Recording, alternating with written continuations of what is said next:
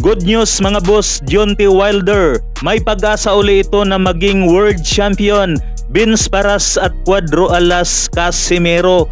Yan ang ating tatalakayin mga boss. So, matapos nga po ang dalawang sunod-sunod na kabiguan nitong dating heavyweight world champion na si Deontay Wilder. Nakaraang taon nga po mga boss ay natalo ito mula kay Joseph Parker by unanimous decision. Nitong nakaraang buwan naman, isang brutal knockout nga po sa round 5 ang sinapit nitong si Deontay Wilder sa kamay ni Chili Xiang. Pero ngayon nga po mga boss ay may good news dito kay Deontay Wilder. Naayon nga po rito sa WBC President na si Mauricio Sulaiman. Aprobado na umano sa kanya ang salpukang Deontay Wilder kontra WBC Bridgerweight World Champion na si Lawrence Oklay. So liwanagin lang natin mga boss na hindi po ito heavyweight division. Ito nga po yung bagong division mga boss na tinatawag nilang Bridgerweight. Sa pagitan po ito ng heavyweight division at cruiserweight.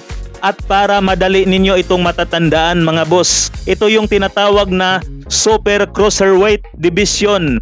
224 pounds ito mga boss. Ibig sabihin nga po niyan kapag lumampas sa 225 pounds ay isang heavyweight na po yan mga boss. Alright, nagsimula nga po ang Bridgerweight Division 224 pounds taong 2020. At may WBC champion nga po dito mga boss, itong si Lawrence Oklay. Ito yung plano na ipasagupa dito kay Deontay Wilder. So, abangan na lamang natin mga boss kung matutuloy ba ang laban nitong si Deontay Wilder sa Bridgerweight Division 224 pounds. Sa ibang balita naman mga boss, may good news nga po rito kay Mang Kanor.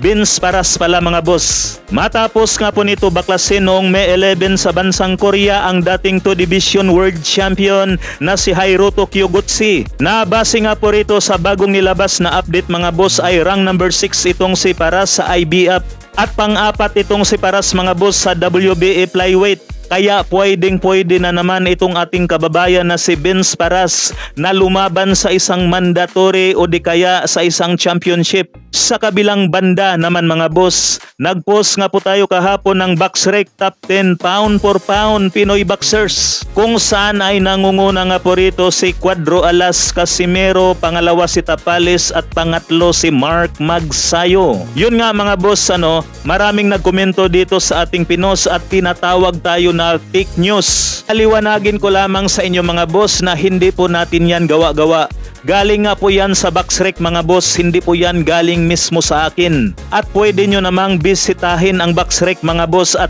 ganon na ganon din ang kalalabasan yan.